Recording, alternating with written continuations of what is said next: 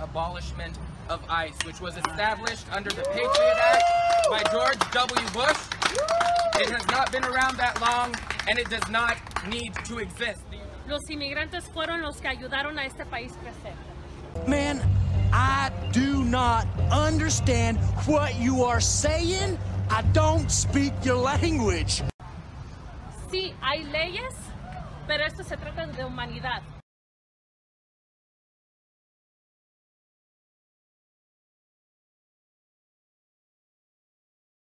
The parents are making a choice. They're choosing, rather than entering through a port of entry where they won't be separated, they are taking it upon themselves to enter illegally and have their children taken away. So if anybody's to blame here, it's the parents who made a decision, I'm going to break the law rather than But going if you to a say port you of have entry. discretion, why do you charge everyone crossing the border? Why should someone, because you're illegal alien, you get to commit a crime, you get a pass? How many U.S. citizens get a pass when they commit a crime? And I tell you what, let's have a look at these facilities, shall we? Let's see just how unbelievably awful this is. Okay, I mean, I don't see the problem with this. This looks pretty normal. This looks like something you might see in my country. Oh, food. Food. Oh my God, food and milk. Food, milk, meat, eggs. This is horror. Playing football. Oh my God, that's another team that's going to beat England. Fucking, like... This doesn't appear to be the Holocaust. Oh, education. Oh, and clean beds for them to sleep in. Yeah, we started keeping statistics. Our state police started keeping statistics in 2011. We've had over 1,200 homicides by illegals since we started keeping those statistics a little over, what, 5 years ago, almost 6 years ago? That's a shocking number. I have not heard that number. 1,200. You know, it's interesting because President Trump had the angel moms at the White House, and it was a tearjerker. I mean, it was really tough to watch, and I guess maybe because it was a handful, a lot of people probably still don't understand the depths of this problem. And when it's presented as safety, as American safety, there's a lot of pushback on that. Well, and these statistics also have shown that over 600,000 crimes overall. So all kinds of different crimes have been committed. And so the narrative is, you know, there's no crime associated with illegal immigration. Well, that's just not true. It just so happens that we're a state that actually keeps track of some of that information as opposed to other states that really don't know the answer. And so the narrative is actually not true. There is crime associated with illegal immigration. What do you make as an Attorney General, President Trump pushing back on the notion of adding more judges? They want 5,000 judges. More. It's crazy. Other countries it's called, I'm sorry, you can't come in, you have to leave. This one, we have judges. If they step on our land, we have judges. It's insane. So we're going to have to change our whole immigration policy. He's saying, listen, that's sort of a bureaucratic answer that hasn't worked. Ultimately, we need to protect our borders and to be able to turn people away. Look, I do think that is ultimately the answer. Border security is, you know, it's extremely important. Whether it's a wall in certain places, a fence like we have in El Paso, that has worked really well, whether it's more border agents, which they need more border agents. I've talked to them. Whether it's technology, there are all kinds of ways. If we wanted to do this as Americans, we could get that job done. And a cry will go out across the nation. Government acting unfairly towards immigrants. Disapproving headlines will blare from newspapers. Quote, fear spreads among immigrants, unquote. Mexican consul generals will complain bitterly that we are psychologically abusing their countrymen by causing them to worry about their status. Now, note the details of these charges. The problem, according to illegal alien advocates, is not just the enforcement of the law against a handful of violators. The real problem is that by enforcing the law, the government is causing millions more violators to worry that they may face an infinitesimal risk of being apprehended themselves. The breakdown of our immigration laws has come to this. Not only do illegal aliens have the de facto right to live here without penalty, but they also have the right, it seems, to live here without having their peace of mind disturbed by the possibility that they face any chance of being deported. This sense of entitlement does a great injustice to the thousands of law-abiding foreigners who are patiently waiting to enter the country legally and it makes a mockery of our laws. From 2015. Mexican kids held for months as punishment for border crossing. And here's the president from 2014. Our message absolutely is don't send your children unaccompanied on trains or through a bunch of smugglers. We don't even know how many of these kids don't make it and may have been waylaid into sex trafficking or killed because they fell off a train. This administration has a simple message. If you cross the border illegally, we will prosecute you. If you are seeking asylum, go to a port of entry. Which are ports of entry where we still separate families. Yes, because as you failed to read from the Vox article you're citing here, while the Trump administration claims that it only separates families who enter legally if they're concerned about the safety of the child, or if they feel that there is insufficient evidence the adult is in fact the child's legal guardian, it's not clear how they make the determination, which is to say there's no proof they aren't abusing that discretion. So the Trump administration is separating people from those children who might not actually be their children, and we don't know that they're not abusing it, that's true, but we also don't know that they are abusing it. The company that runs those centers in South Texas is the same one that runs facilities all across the valley, including one right here in Central Phoenix. It's called Southwest Key, and they've made a lot of money with undocumented children. Southwest Key is a non-profit. Among other things, it has a contract with the federal government to take care of kids who cross the border without their parents. They house them, feed them, educate them, even provide some job training, according to their website. Their facilities look like normal schools, with one big difference. The kids are not allowed to leave the grounds, ever. There's a fence around the entire property, security guards at the gate. It's the same story at Southwest Key's facility in Glendale. A typical school setup, lunch tables in the middle, soccer field to the side. It's a different setup than Southwest Key's other facility in McAllen, Texas. This one is not permanent. Kids are housed behind chain link fences. And the kids are different too. Instead of coming across by themselves, these crossed with their parents, and the families separated. And now we have detention facilities lining the border that are prisons for children. No, you don't. What you've just shown there are processing facilities that the children spend a few hours in while the paperwork is being done, and then they're sent off to the boarding school / summer camp looking places where they are waiting until the asylum applications are actually complete. And I'll tell you what, there's an easy way for this to all be avoided, and that's for the parents not to claim asylum. To just agree that they had entered illegally and they should be sent home because they were caught. But if they want to claim asylum, then the kids can't be kept in a prison with them, and they have to be kept somewhere, so keeping them at a fucking boarding school style place with other kids is the best you could possibly fucking hope for. Calling for the abolition of the Immigration and Customs Enforcement Agency altogether. That includes actress turned candidate for New York Governor Cynthia Nixon. ICE has strayed so far from its mission. It's supposed to be here to keep Americans safe, but what it's turned into is frankly a terrorist organization. 15 Democratic congressional candidates are calling for the defunding or dismantling of immigration customs enforcement. Back to my point, we don't want any borders, right? That's no borders at all. Let's discuss this with Hector Garza, Vice President of the National Border Patrol Council. So first of all, these parents that are bringing these kids over here, they're breaking the law. But not only are they breaking the law, but they're also endangering their kids when they bring their kids along the journey.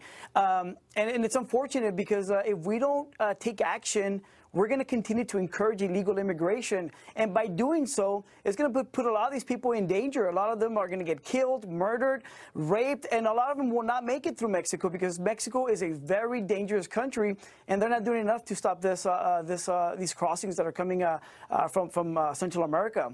Again, if we're gonna care, let's care about illegal aliens not being placed in the trunks of vehicles. Let's care about illegal aliens not being placed in the back of tractor trailers in 120-degree heat.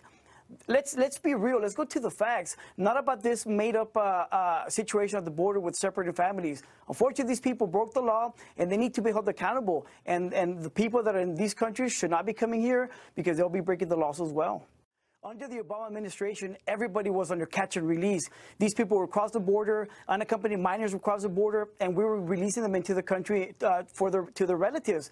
All that caused was more illegal immigration, more people making this dangerous journey from Central America, and our resources being overwhelmed here in the United States.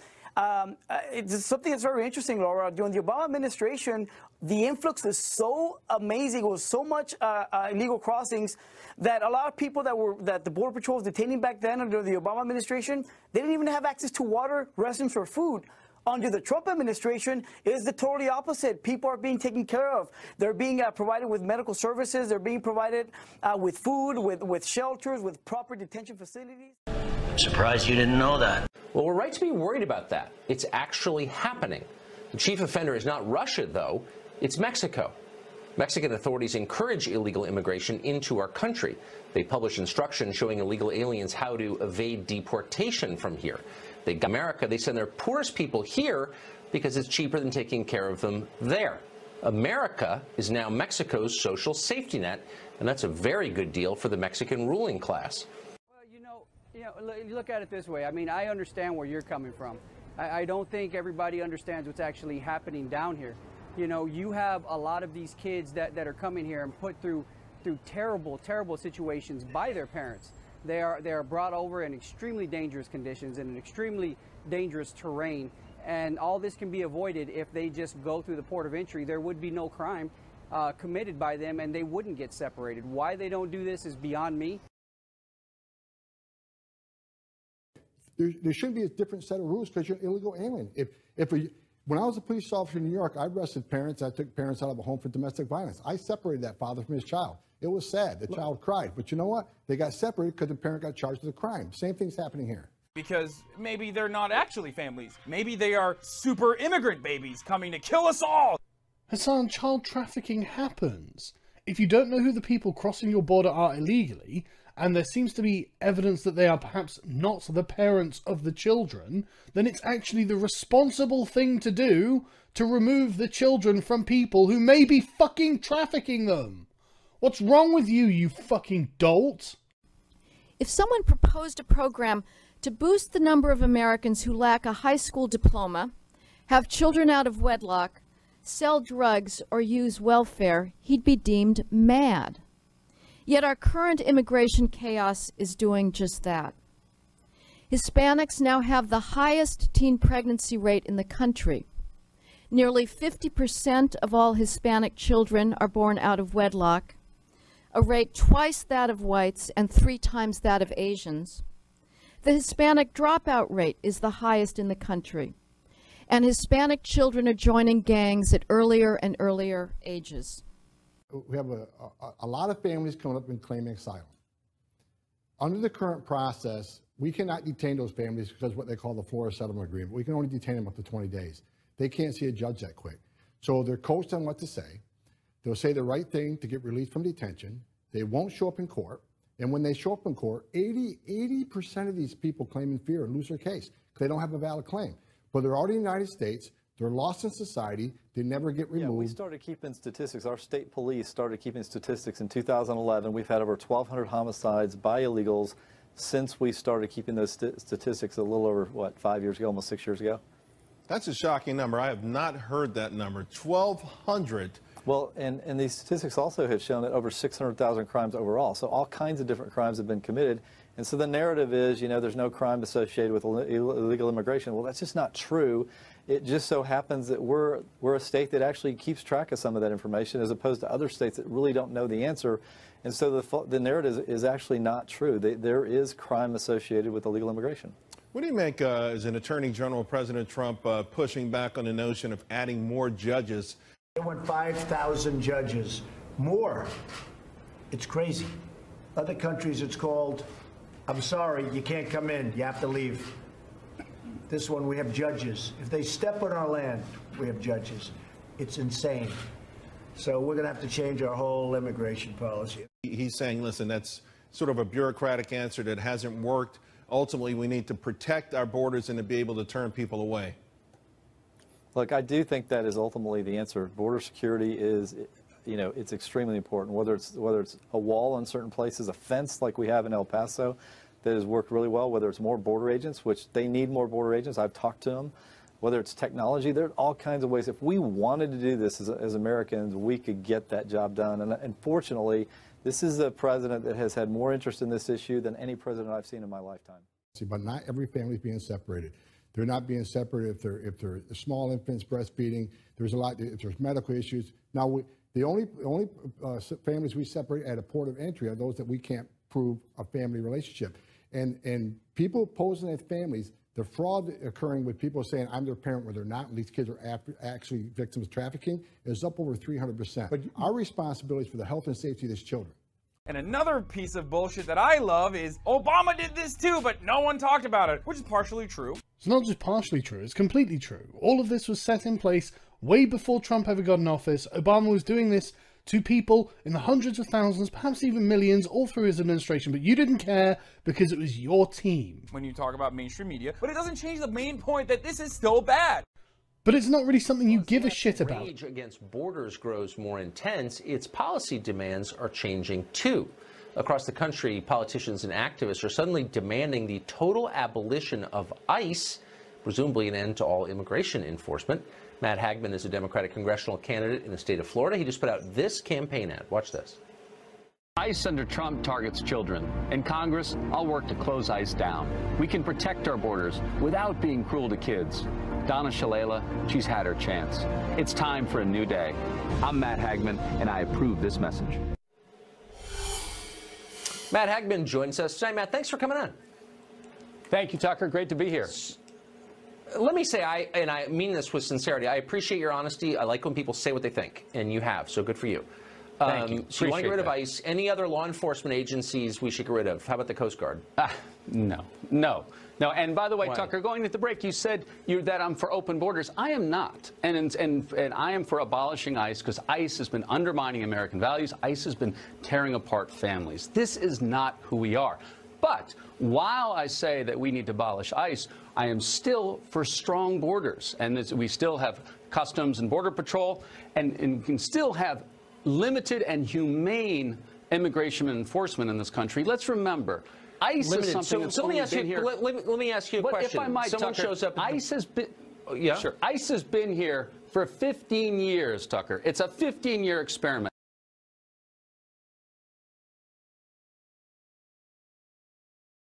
But you're not calling, I notice, for different laws. You're saying you want to get rid of this one specific agency, but keep other agencies to patrol the border in some, as you said, limited way. What's specifically wrong with ICE? There's something wrong with the people ICE there, is out of if you hand. want to abolish them. ICE going on buses and asking for papers. ICE now going to schools and churches and taking people off the street. The other day was just reading about someone. Why do you think they're doing that?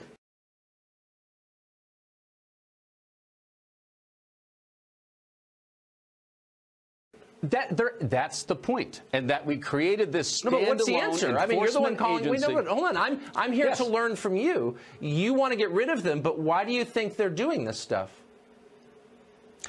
ICE is out of hand in its approach in terms of how before, when we had enforcement, it was both. Hold on. Wait, so he says something. We had an agency. If I might, No, you may not, because you already have. I want to get you to answer this question, which is, why do you think they're that way? You say that they're doing these horrible things. Why do you think they're doing those horrible things?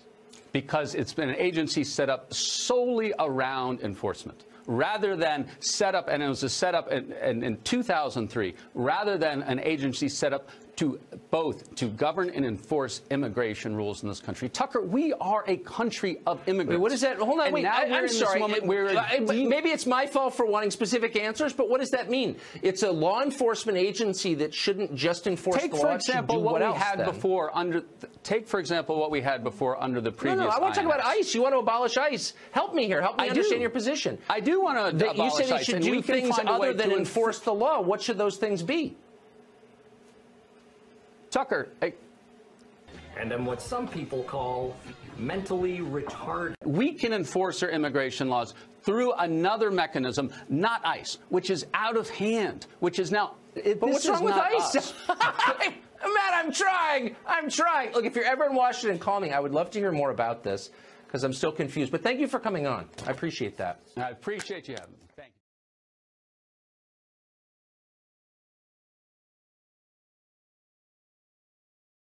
you. So why are we out here today? I think we're out here because things are going on in our country that are really wrong, and we're not willing to just sit back and let our country continue its legacy of being really cruel to families.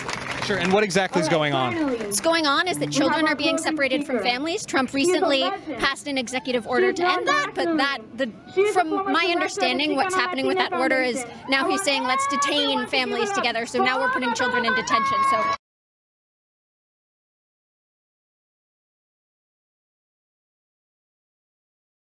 Of all this is to push back on evil, essentially.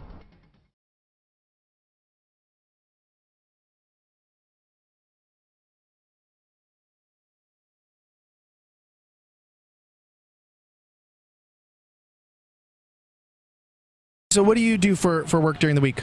This is what I do. I am I live creatively. Okay, cool. So what are we out here protesting? We're out here protesting. There's many different facets. I can't put everything into like one sentence because there's multiple rights being just wrong at this point. But for the most part, we're here to stand up for human rights. Which rights in particular? You know, for me, that may be different for you or for other people here.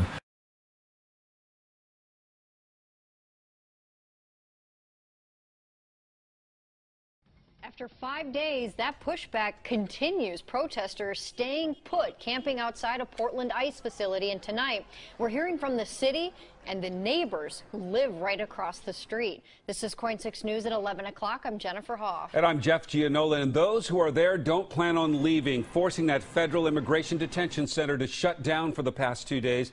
Cole Miller following developments. He's live on the scene tonight with how the protests are impacting those who are living nearby. Cole? Jeff, Jennifer, I had the chance to walk through the grounds here earlier today. There had been some concern that a bike path was blocked by tents and campers, but when I went through there, I didn't see anything quite like that. Some people weren't exactly excited to see us, and some of those people we spoke with who live around here aren't exactly excited about their new neighbors. We are going to be here.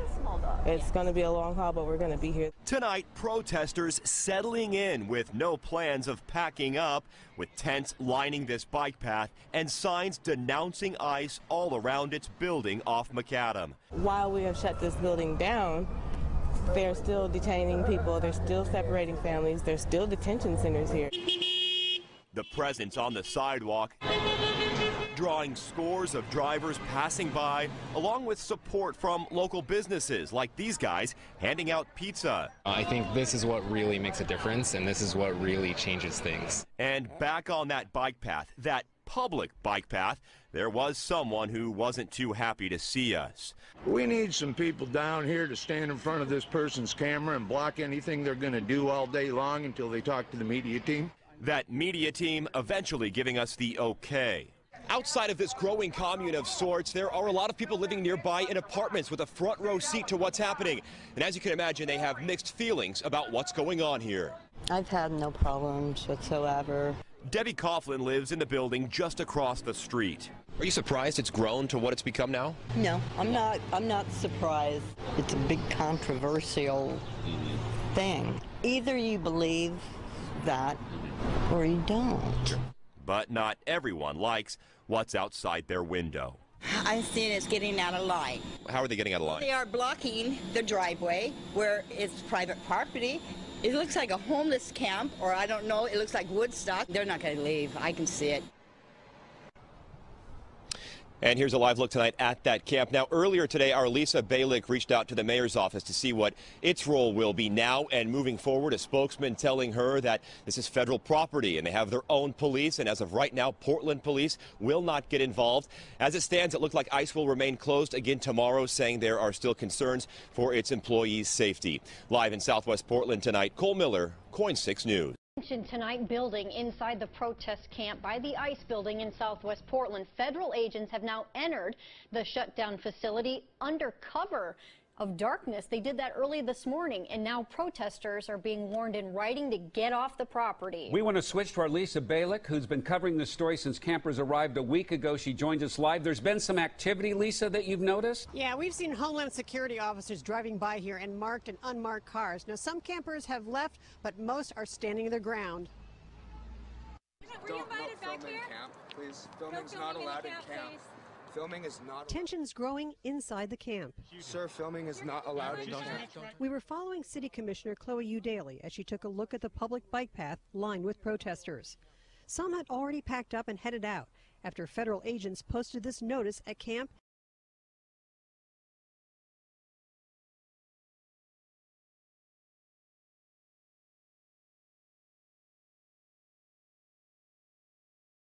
And on the federal ICE building today, notifying protesters they need to get off the property to stop blocking the entrance in the driveway, or they'll be arrested.